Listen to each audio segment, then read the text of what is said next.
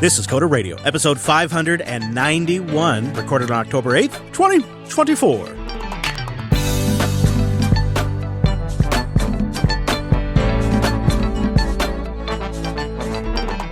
Hey friend, welcome into Jupiter Broadcasting's weekly talk show, taking a pragmatic look at the art and the business of software development and the world of technology. My name is Chris, and joining us over there from Florida, it's our host, Mr. Dominic. Hello, Mike. Hello. Hey, handsome. You know, I'm sitting here, trying not to get worked up. But I can't help but get mad. I know Nintendo does Nintendo things. But they're going after a project that I have personally been using on my Steam Deck, hooked up to my TV to play Switch games. And it's an open source Nintendo Switch emulator. They've already gone after one of them, and this is the one I was using. And they kind of like played hardball in a different way than their typical tactic. They kind of like got a hold of him and they're like, it would be good if you were to shut down your GitHub. Let's just say this project should disappear. If it were to go away, our legal team may move on to other things. You know what I mean? He got that kind of contact. Yep. So GitHub gets taken down, voluntarily deleted. Well, voluntarily in response to Nintendo's demands. But the website's still going and the Discord channel remains active. So, like, maybe I'm sure there's ways you can still pass around a tarball of this thing or something like that. So that's happening. And then additionally, they're going after the modded hardware folks who make like a Nintendo-like device. So now the modded hardware website is private. And they're fighting, though. In this one, this one is a straight-on legal fight.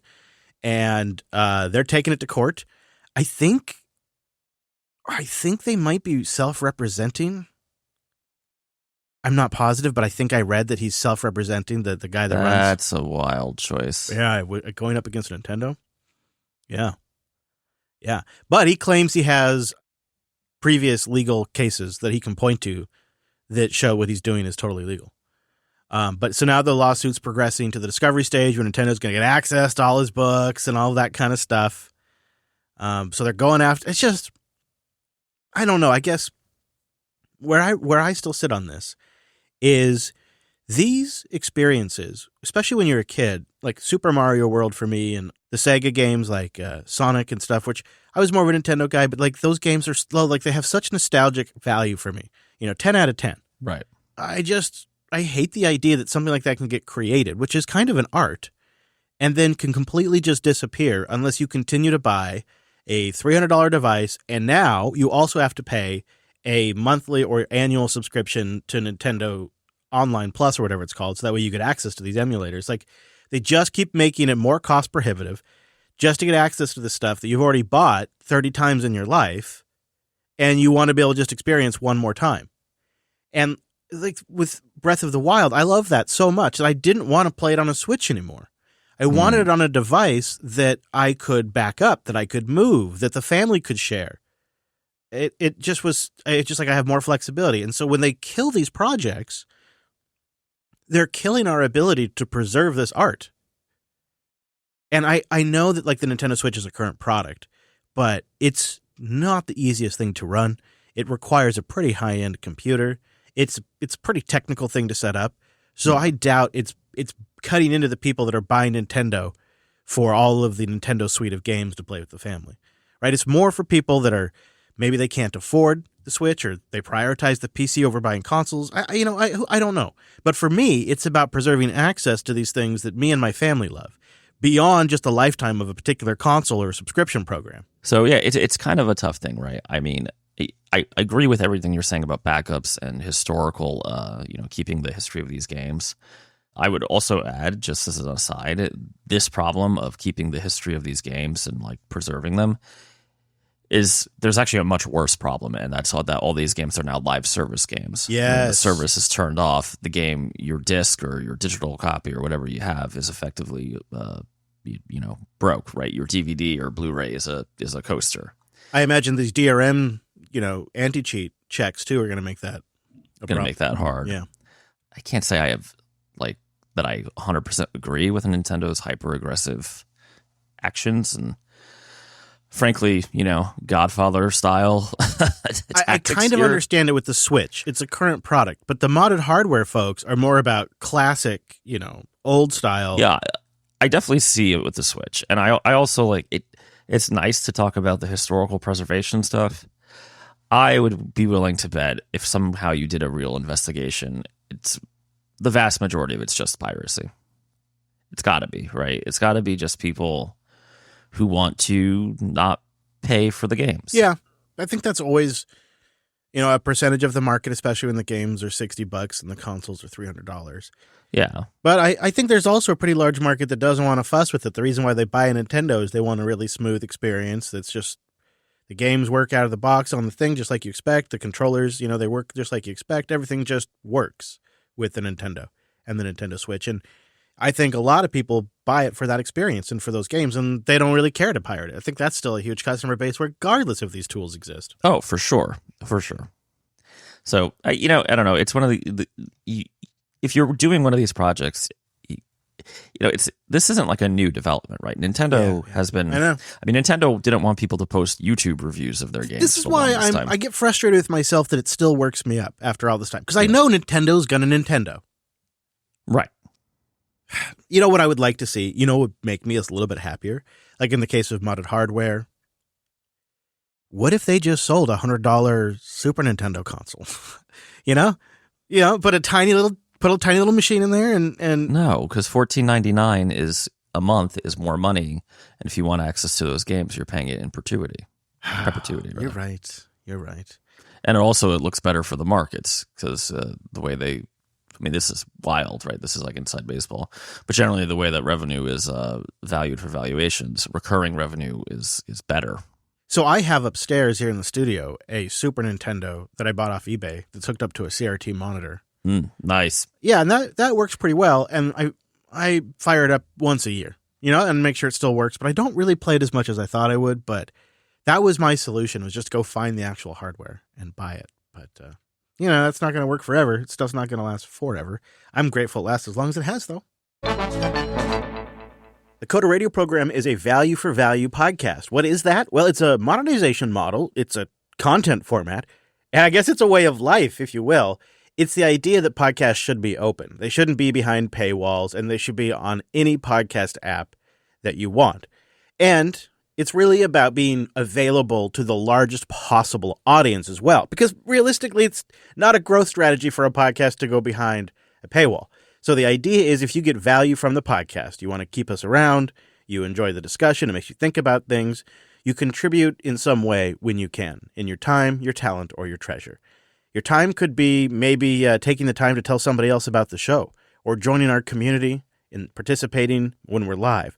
Talent, maybe you've got some skills and you could check out our GitHub and see if there's things that you could help over there to move things along for Jupiter Broadcasting. And treasure. What is treasure? Well, thanks to the Lightning Network, monetary value can be exchanged instantly without friction, with no middleman, directly to us. And for a lot of people, that is the most straightforward way for them to contribute. And when you boost in, we will read your message if it's above 2,000 sats.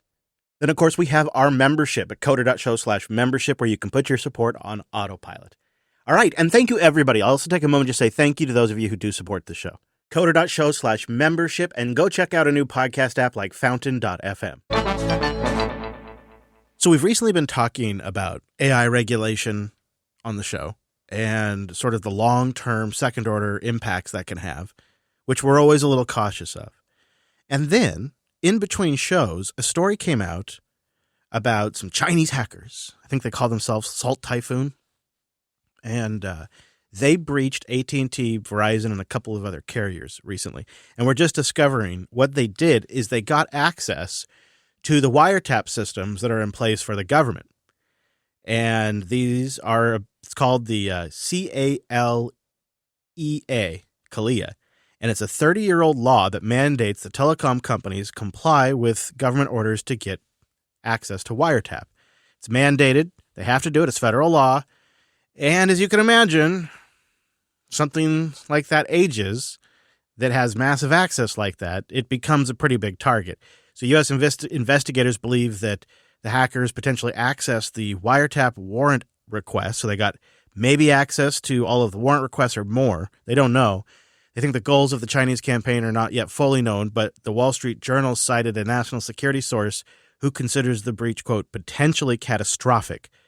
The intrusions into the U.S. wiretap system are the latest examples of malicious abuse of the backdoor ostensibly meant for lawful and legal purposes. The law says, this is a quote, the law says your telecom must make your calls wiretappable unless it encrypts them, creating a system that was always a target for bad actors. This is according to a Stanford academic and encryption policy expert. They write, the hack exposes the lie that the U.S. government needs to be able to read every message you send and listen to every call you make. And I wanted to bring this up because it's about regulating backdoor access into technology. And as we see the pressure that's being put on Telegram and just the conversation around encryption and the EU chat laws that are still getting kicked around, a lot of it is about baking in backdoors into these things so that they can do ostensibly wiretapping. The Signal president wrote on Mastodon, quote, there's no way to build a backdoor that only the good guys can use. Yep. All right. So do you think, little reality check, is this a fair case and study to point to and say this is why we don't legislate backdoors built into things? Because look what just happened here. These Salt Typhoon hackers have apparently been persistently accessing this information for quite a long time using something that was mandated. I mean, I can tell you what the other side is going to say. What? Yeah, I'd love to try to steelman this. I'll steelman it. The next time, first of all, we'll do our normal joke, right? Think of the children. Of course. Or terrorism, right? There's always terrorism you got to worry about. That would be my next, there's or some election interference. Yeah, I think they'll go with the terrorism stuff first, but yeah. We talk about this all the time. Every couple of months this comes up, right? It's if your goal, if your stated aim is to prevent all crime, right? You're going to have this stuff and it's going to cause all kinds of trouble. Well, okay, hold on. To just steelman a little further, I think maybe the perspective is, look, we have a job to do. These are common channels of communication. We have been doing our job for a long time with access to this. We believe we do it responsibly and under the rules of the law. And we want lawful access to these communications so we can do our job. And if I can't decrypt what's in this kid's messages after he set off a pipe bomb, I can't do my job. I'm not trying to peep on you. Bull. Well, I know, but this is the argument that they're going to use, I think. Okay. Well, police have been policing since Grog, the third caveman, was like, hey, we need one of us to, stop the other cavemen from stealing things and, attacking the women and children. Or even back then, there were cave paintings that said, think of the children, I bet, right? So it's bull, right? Police used to be able to do policing without all this technical wizardry and constant surveillance. And you know what they had to do instead of relying on technology? And same thing for civil cases. Like, oh, well, I have the text messages. You actually have to do some detective work, right? You have to actually gather evidence, sure, interview witnesses, and not just, get a couple keystrokes and say, well, you put this, especially if you look at places like our good friends in the UK, who were now like, that angry drunk text you sent might now be a felony. It's really, that is a thing that happens in the UK. I hate all of this. This was bound to happen. The worst part is this was happening apparently for a long time, and you're just hearing about it now. Yeah, there is that. If I'm a Chinese spook here, I could, because none of this is anonymized, right? So you could just go through and find particular people you'd like to put pressure on. Like, hey, Mr. Executive at a company that has valuable IP we'd like to, research we'd like to exploit. So that's a pretty cute college girl you got there that you see every other week. It'd be a shame if your wife found out. Sure. Much like, or hell, your Nintendo, right? What an interesting GitHub project you were texting about. Right. Or just in your browser history or whatever it might right. be. Yeah. The opportunities for intimidation and blackmail. Because they're ISPs as well. They're not just telco providers. They're tracking people's data too. They're seeing what GitHub project you're going to. I've gotten to the point where maybe this is just like, you know what? The cops were able to do their job before. The feds were able to do their jobs before. I think everything, they should write a law. There should be a regulation here. The regulation is end-to-end encryption becomes mandatory. and no one can get to it. And then there will be risk and there will be cases and you will have, pearls being clutched. But it's better than how many years was this going on? How much data, sensitive data, right? Personal stuff. Maybe you're a military officer and you're secretly gay. How many of these do we even find out about? Right. The case I just made happened. The government, Sisyphus, I always say it wrong, stopped Grindr from selling itself to foreign investors because they're like, look, man, you could say whatever. I think this was in like 2022, but that is a blackmail vector. So this is terrible. This is why the backdoors should not only not exist, they should be illegal. Everything should be end-to-end encrypted.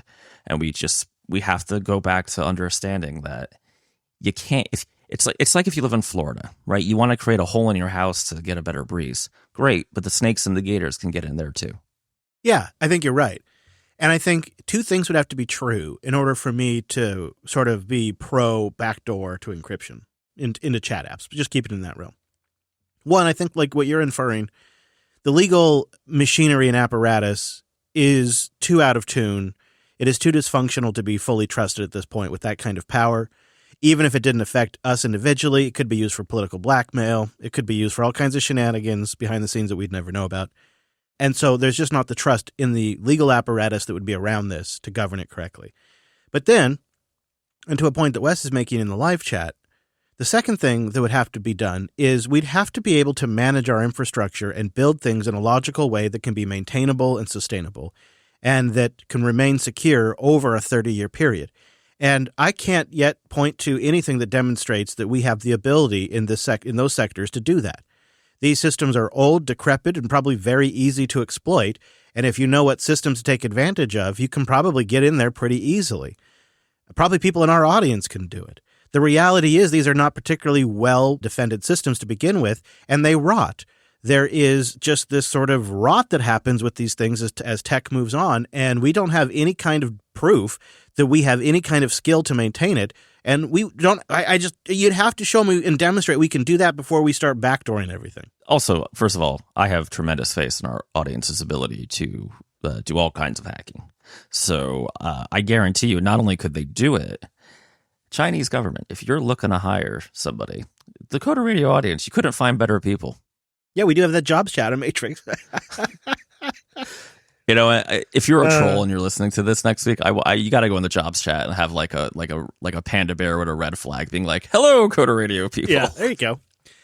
No, it just okay. So I briefly did a contract for one of the telcos. It was a stupid thing, but it was a stupid mobile thing for them, and the level of we're not changing anything or updating anything unless we're getting paid for it. Yeah, is strong. Yeah. With these guys. Yeah, I've noticed that just from the IT side of things, working, as they would bring, connectivity to a building or something. It's like working with IBM. It's just they have their way of doing things, and we're not deviating from this. And we've been deploying this for the last 15 years. It works just fine. Well, and it's also a cost center for them. Oh, for sure. So their incentive is to be like, we have to comply with the stupid government thing. Let's just give them an open thing so they can look themselves, which is how it works. Right. So I'm just, it's really, this is one of those cases where whoever decided this was a good idea either didn't understand technology enough to know what would happen, which seems super likely. I'm going to assume incompetence, or didn't care. Well, 30 years ago, things were much more, offline. Well, that's true. 30 years ago, the risk would have been more like physical security. Yeah. Right. Like the AT&T guy gets blackmailed and goes in and steals the data. I mean, that would be.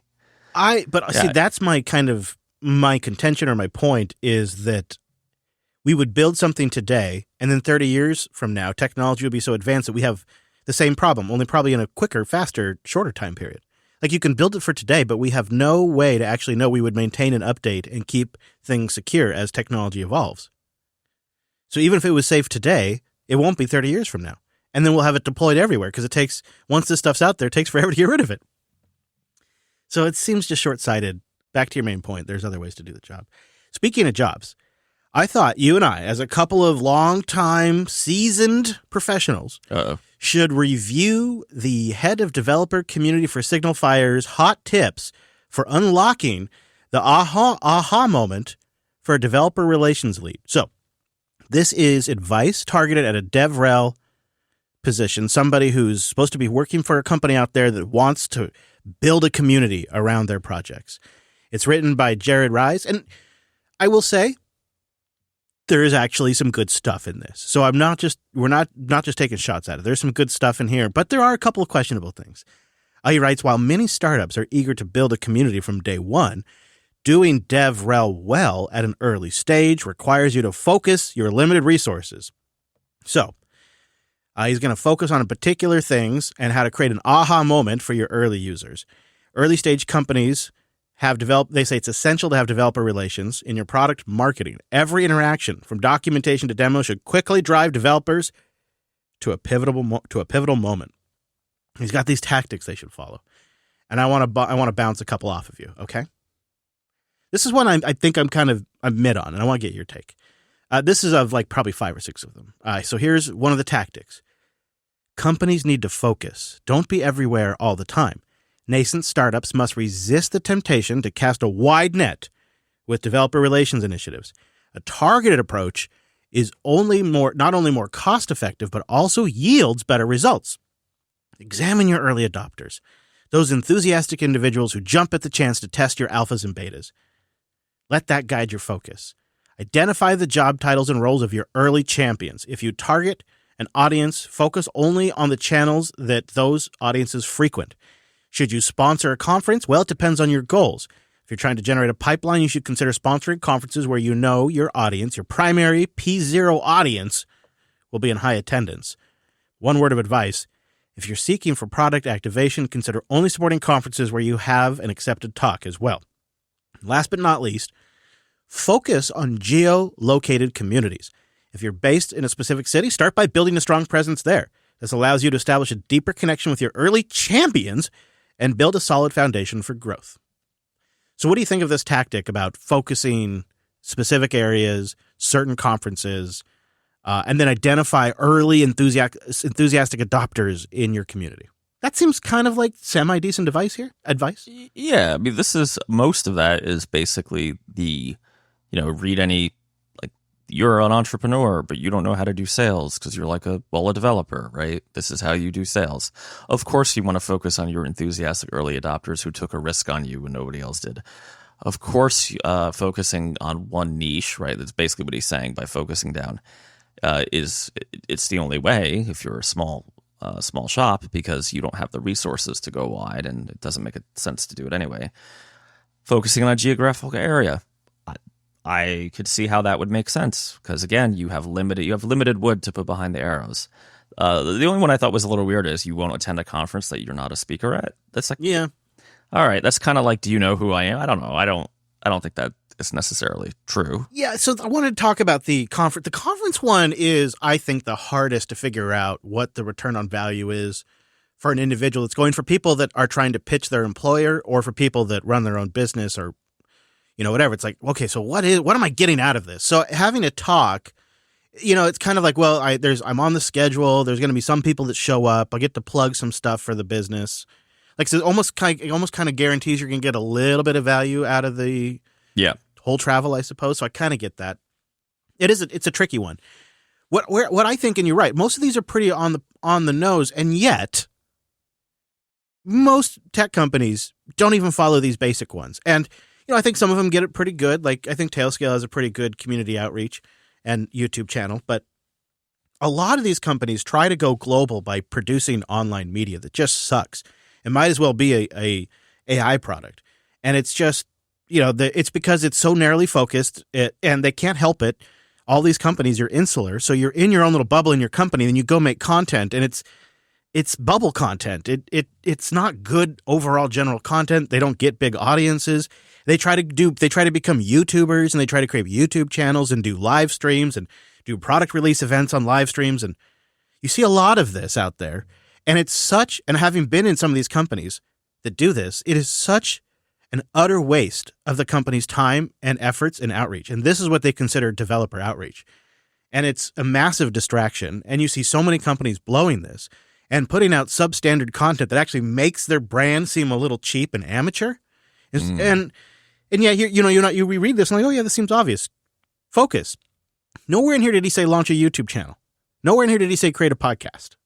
Right? Yeah. Okay, now here's the one that I don't know, kind of left me feeling a little weird. Maybe it's the language. Leverage open source as an engagement engine. Creating an open source utility that complements your product can be a powerful way to engage developers. I mean, I don't know how I feel about that from a practical perspective, because if you want to really properly manage an open source project, that's a lot of work. And you're unless it's something like really fundamental, like you're the guy who invented jQuery, your ROI, I just don't think it's going to be there. Yeah, and what I don't like is he kind of argues for like, okay, take your main product and then like take something kind of related to your main product, but it's not core to your business, but it's useful. Open source that and let your community feel like they're making a big impact there. And you don't have to open source your main stuff. It can be a piece of your product. Or you could be like, insert project here. We'll just use our pals at Docker as an example. Open source your product and have Amazon capture a bunch of the value. Well, to me, it sounded like a little bit like open core. Like it's just a new... It is open core. Yeah. It sounded like... I don't know. And he says, identify a utility that's closely related to your product and valuable to your target audience. Open source it and build it collaboratively. Okay, I agree with that. But then he goes on to say, track the usage of your open source tools, the number of contributors and how it drives traffic, and signups for your main product. I think if you launch an open source project with the intention of driving signups to a main product, I don't buy it. That's not going to work, son. That's just not going to work. That ain't it, Chief. That ain't it. I can think of another example, MongoDB, right? Yeah. MongoDB will love to sell you Mongo enterprise stuff, right? But how many people just using MongoDB in their Node app are actually even like in the ballpark of being Mongo enterprise customers? I would say 0.01% maybe. Well, and then you think about how it works internally. You got to derive all of these metrics of like, okay, what kind of click-through and performance is our open source efforts bringing through our community edition? What is that driving to our main product? And what's the cost to do all that? And like, if you think about how you got to do that from a number standpoint, well, he's got tips on that. Oh, wonderful. He says, first of all, you need to set up micro funnels to track each stage of developer engagement, measure time on documentation, conversion from engaged users to monetized users, and the overall time to value for new developers. I guess he means for making money off it, from when they become a new developer to when you're making money off them. I would argue in many cases that just won't be a thing. Track these metrics on a plain old spreadsheet, he says, and then later on you get a more advanced system that'll help you track all of it. Yeah, this is a misunderstanding of how open source generally works. One, I mean, if you're able to market your open source product such that it's generating sales for you, I would argue that your energy would have been better spent just marketing your core product because you're really good at marketing and sales. Yeah, and also if it's like a library utility, it may just get pulled in from a package manager. They have no idea who made not it. Know. Yeah, right. That's a great point. The person developing the end application may be pulling some other, NPM library that pulls another one that pulls yours, and have no idea who the hell you are. And so he's got So first, here's the core metrics: time to first success, e.g., first API call to first deployment. The documentation engagement, so the time spent and pages viewed, conversion rate from documentation to sign up, retention rate after the first aha moment. I don't know how you measure that. And number 5, the last one, number of developers influencing deals, which I guess that's maybe like they're advocating the product to their company or something.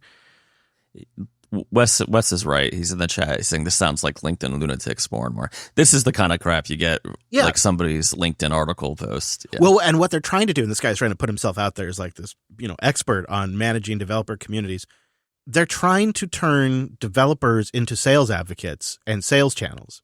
So they don't really want your contributions. What they want is you to sign up for their bigger product, or as they put here, number 5, number of developers influencing deals, which I take to mean You find their open source product in your own little home hobby project, your cute little home hobby project. Then when you go to work and do your real job, you tell your boss that you should go buy this thing. So they're using them as basically free salesmen. I guess they get an open source utility in the process. I don't know. It's like that's where it really took a weird turn for me. Like that's not going to work. But you still have to develop the entire open source utility. Yeah. Well, you know what came to mind at scale is VS Code. Well, for Azure, right, and for GitHub, yeah. And Copilot, that is... Mm-hmm. It is the VS Code strategy. No, that is true. And it kind of works. And you get a decent text editor as a result. I mean, maybe it's not your, I don't know who the listener has their favorites, but like it's not bad.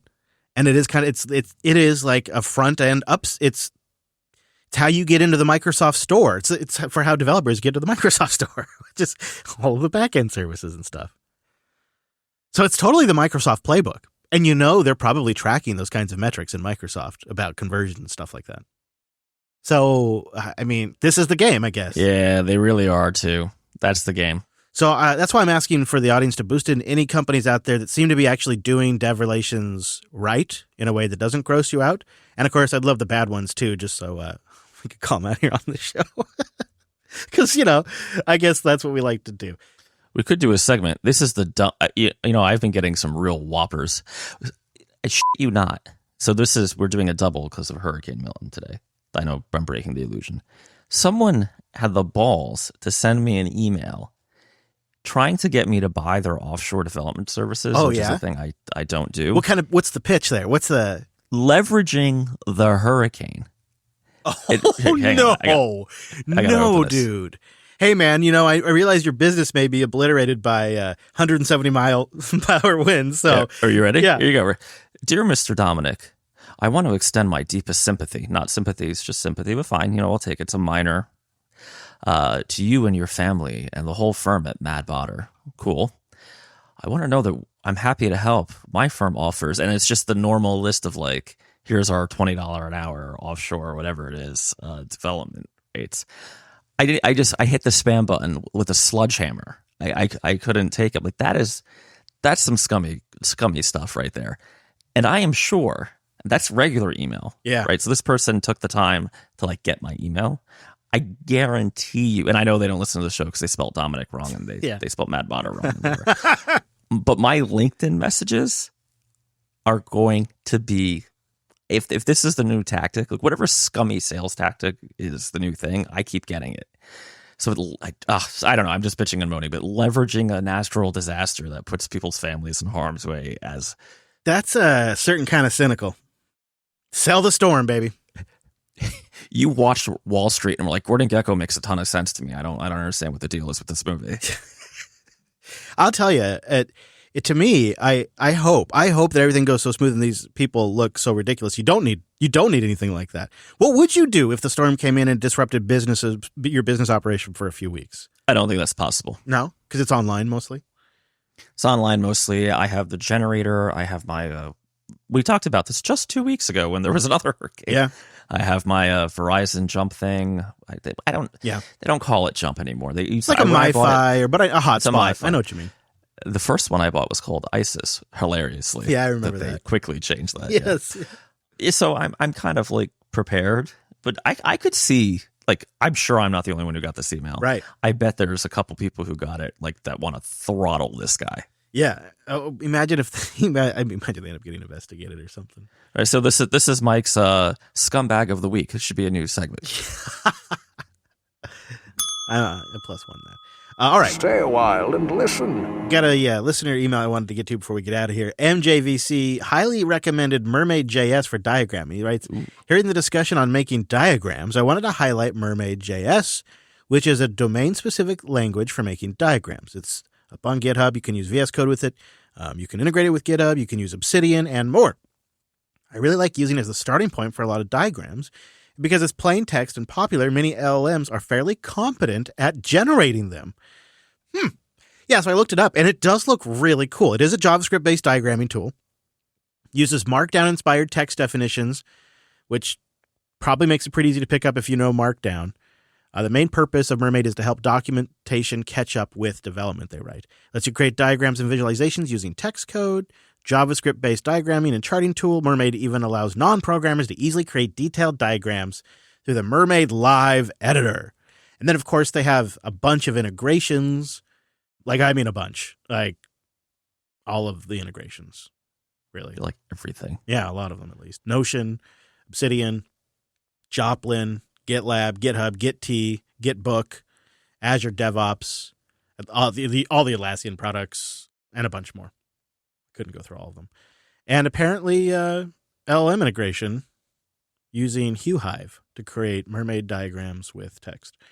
So that I will put a link to in the show notes. Again, it's Mermaid.js. It's very cool. Yeah, it is, right? I do like, that's interesting. It's you can find it online at mermaidjs.org. It's a .org over there. And thank you to MJVC who emailed it in at coder.show/contact. Thank you also to all of our members who support the show at coder.show/membership. And everybody who boosts in will have the boosts in next week's episode if all goes as planned. Mr. Dominic, is there anywhere you want to send the good peeps before we get out of here? But just don't send emails trying to sell things with natural disasters. Yeah. And then go to alice.dev if you're experiencing a great day where we can help with your ETL and automation needs. Also, I'll add in there a hot tip. You don't have to email recommending great guests who just wrote a book. It's so funny when they'll write in and be like, hey, guys, I really love the show, and I know you've had some great guests, so I want to recommend one. And then it's like a book author. It's like, lady, we have guests like once a decade. And usually, and I remember we had to throw one out because the audio was so good. It happens. That happens too. That's why we don't do guests anymore. Yeah. All right, links to what we talked about at coder.show/591. We'll be live next week. You can find it at coder.show/live on a Tuesday at noon Pacific, 3 p.m. Eastern, or in your podcasting 2.0 app, or at jblive.fm. It'll be in your local time at jupiterbroadcasting.com/calendar as well. But hey, even if you don't catch it live, we're just glad you listened. Thank you so much for tuning this week's episode of the Coder Radio program. I'll see you right back here next week.